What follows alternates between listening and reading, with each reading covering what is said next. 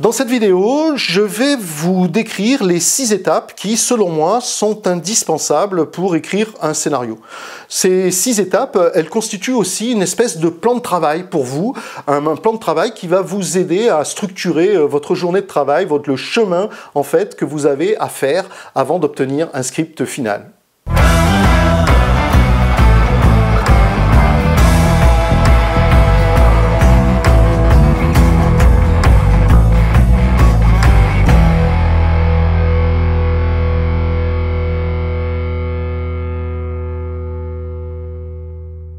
La première étape, mais celle-là, vous l'avez peut-être et même certainement déjà remplie, c'est d'avoir une idée. Il faut absolument avoir une idée pour démarrer un scénario, ça paraît évident, et ça l'est, effectivement. Je sais qu'on a tendance à dire que toutes les idées ne sont pas forcément bonnes pour être développées en scénario. Ben moi, j'ai en fait l'avis inverse. J'ai envie de dire que toutes les idées se prêtent à écrire un scénario. Ensuite, c'est une question de traitement et c'est une question de format. En fait, pour moi, il n'y a pas de mauvaise idée pour écrire un scénario. Mais il y a des mauvais traitements, il y a des mauvais formats.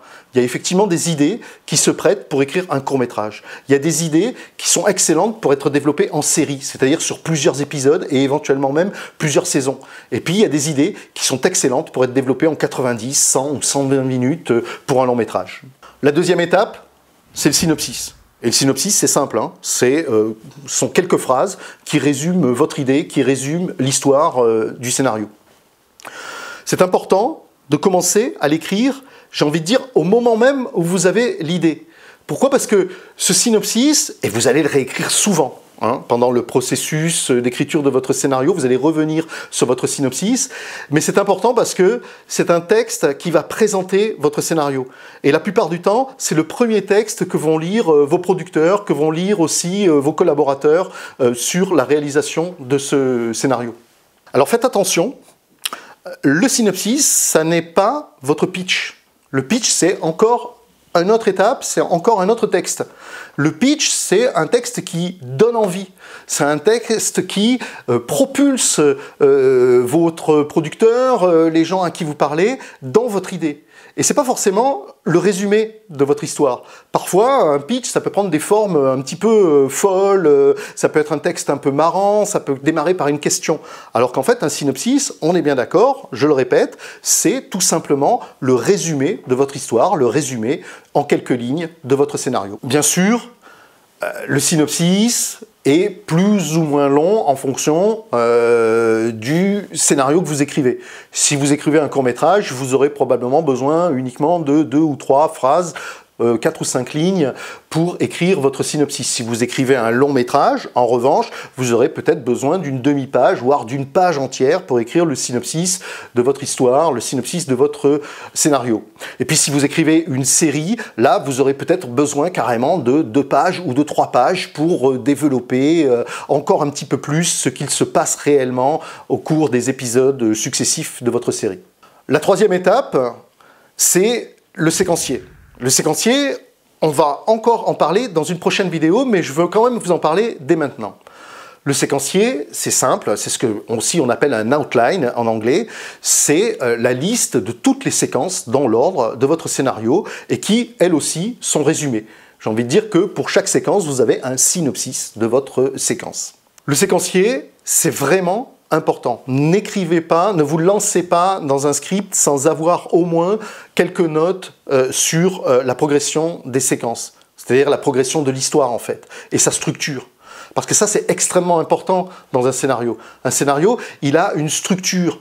Il y a des moments d'action, il y a des moments plus calmes, il y a des moments de dialogue, il y a des moments où il y a des révélations, il y a des moments où il y a un retournement dans le script. Et ça, c'est important de les lister déjà, et puis de savoir à quel moment ils interviennent. Ça va être le traitement de votre histoire. Le séquencier, il est aussi lié au genre que vous avez choisi. Et le genre, ça c'est très important. Dès que vous avez l'idée d'un scénario, dès que vous avez votre idée, vous devez pouvoir y attacher un genre. Pourquoi? Parce que on n'écrit pas de la même manière un thriller, une histoire policière, ou une histoire fantastique, ou une comédie romantique, ou tout simplement une comédie burlesque. Quatrième étape, mais qui pourrait très bien aussi être avant le séquencier, c'est de se faire au moins une petite bible de personnages. Alors c'est extrêmement important quand on écrit un projet de série, ça oui, avoir une vraie bible des personnages, c'est-à-dire une vraie description de chaque personnage, que ce soit son passé, ses qualités, ses défauts. C'est aussi important quand on écrit un long métrage, parce que c'est ce qui va vous aider en fait à écrire les dialogues, à trouver les bons dialogues pour les personnages. C'est peut-être un petit peu moins important pour un court métrage, parce que parfois dans un court-métrage, vous n'avez qu'un seul personnage, c'est un personnage principal, mais c'est toujours très important d'avoir des notes, de connaître ce personnage, pour pouvoir justement le faire vivre à l'intérieur de votre script. Alors il y a une étape, mais que je ne mets pas vraiment comme une étape, mais qui me paraît quand même indispensable, c'est une phase de travail qui est entre le séquencier et le script, qui est une phase de documentation. C'est vrai que votre script, il va se passer dans certains décors. Votre script, il utilise peut-être des éléments d'actualité, il utilise peut-être des éléments techniques à certains moments. Là, vous avez une phase où vous allez vous renseigner sur comment parlent les docteurs, comment est-ce qu'on fait une opération à cœur ouvert, parce que vous avez dans votre script une séquence où votre personnage principal va effectivement faire une opération à cœur ouvert, où lui-même va être opéré, et ça c'est important dans cette phase d'avoir quand même un minimum de renseignements et de savoir de quoi on parle. Dans cette phase aussi de documentation, dans cette phase où vous vous renseignez, vous allez trouver des tas d'idées. Des idées de dialogue, mais aussi des idées pour des rebondissements, des idées pour placer une séquence, pour la commencer ou pour la terminer. Les décors aussi sont importants. Visualiser des décors. Alors je sais qu'on a tous des décors en tête, on se dit toujours « Ah tiens, ça va se passer sur une plage ». Mais en fait, les plages, elles sont différentes. Il y a des plages avec des dunes, il y a des plages avec des falaises, il y a des plages avec des grosses vagues, il y a des plages où il n'y a pas de vagues du tout. C'est important d'avoir des photos, de se documenter, de chercher pour pouvoir vraiment situer l'action dans un lieu qui vous plaît et puis qui reflète aussi l'atmosphère, l'ambiance d'une séquence. La cinquième étape, c'est l'écriture du script. C'est-à-dire démarrer l'écriture à proprement parler du scénario. Vous n'êtes pas obligé de démarrer dans l'ordre quand vous écrivez un scénario. Si vous avez une séquence qui vous vient en tête, une séquence que vous avez à cœur, une séquence qui pour vous est très importante entre deux personnages, peu importe si elle est au milieu ou à la fin ou au début du script, commencez par celle-là, parce que c'est celle qui va finalement vous donner le ton de votre script et qui va peut-être même inspirer toutes les autres séquences. Quand vous avez réalisé ou au moins pris des notes sur ces 4 premières étapes, vous pouvez réellement commencer à écrire votre scénario. Et vous verrez, quand vous écrirez votre scénario, que vous ferez toujours référence à chacune des étapes. En écrivant votre scénario, vous aurez envie de modifier le synopsis de départ que vous aviez écrit parce que vous trouverez une autre formulation. Vous vous apercevrez finalement que votre histoire elle est légèrement différente de celle que vous aviez mis en synopsis. Vous aurez envie de changer la Bible de votre personnage. Vous aurez aussi, éventuellement, envie de changer l'ordre des séquences, de changer le traitement, ou bien de renforcer le genre que vous avez choisi.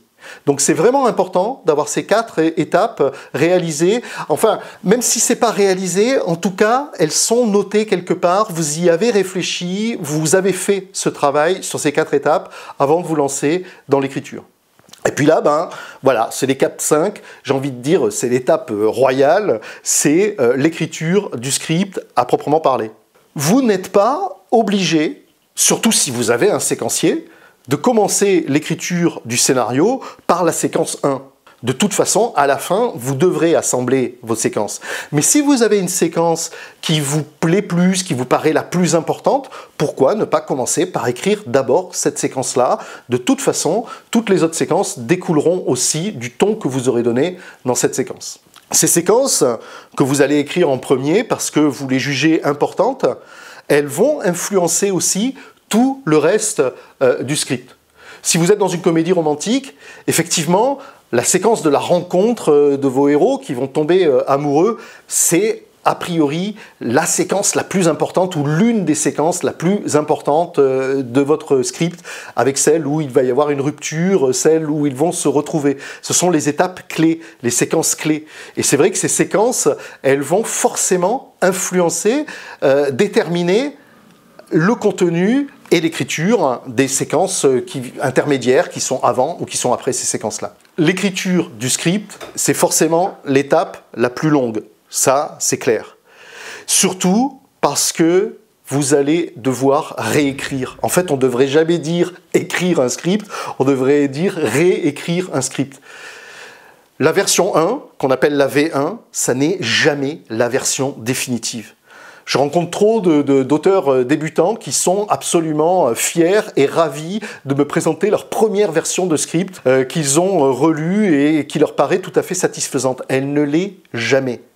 Vous devez sans cesse relire ce que vous avez fait et éventuellement même poser votre travail, le mettre de côté, aller à la plage, aller faire la fête, prendre un week-end et puis relire ça le lundi.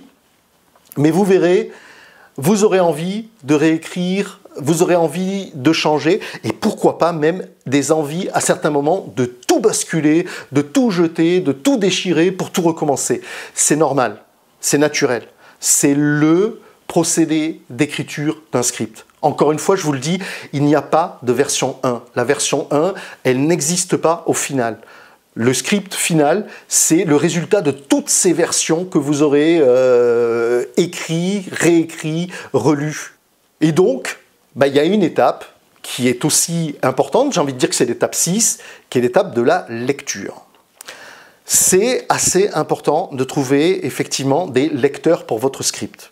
Parce que souvent, quand on est plongé dans le script soi-même, on n'a pas le recul, on n'a pas la distance qu'il faut pour juger de l'impact, de l'intérêt ou même de la compréhension d'une séquence. Ne faites pas lire votre script à n'importe qui. La grosse erreur, c'est de faire lire un script à son copain ou à sa copine, de faire lire le script aux membres de sa famille ou alors à ses meilleurs amis. Faites lire des scripts à des gens qui déjà sont un petit peu familiers avec l'écriture de scénario, avec le cinéma. Choisissez des gens qui, par exemple, connaissent parfaitement le genre dans lequel vous écrivez. Ils vont vous donner des références très utiles, ils vont vous donner des retours très utiles. Et puis surtout, écoutez bien toutes les remarques qu'on vous fait. Il y a des remarques qui peuvent paraître absolument absurdes. Il y a des remarques qui sont humiliantes. Il y a des remarques qui sont blessantes carrément. Vous devez toutes les écouter et vous devez chercher à comprendre pourquoi on vous a fait ces remarques sur ce script. Je vais vous dire, moi personnellement, j'ai un drapeau rouge, un red flag, quand je fais lire mon script à mes collègues scénaristes. C'est chaque fois qu'on me dit « je n'ai pas compris telle séquence ». Là, tout de suite, je sais que je vais réécrire. Je ne m'acharne pas à expliquer, mais si, en fait, c'est évident, parce que si la personne qui a lu mon script n'a pas bien compris ce qui s'est passé dans cette séquence, c'est que je dois la réécrire.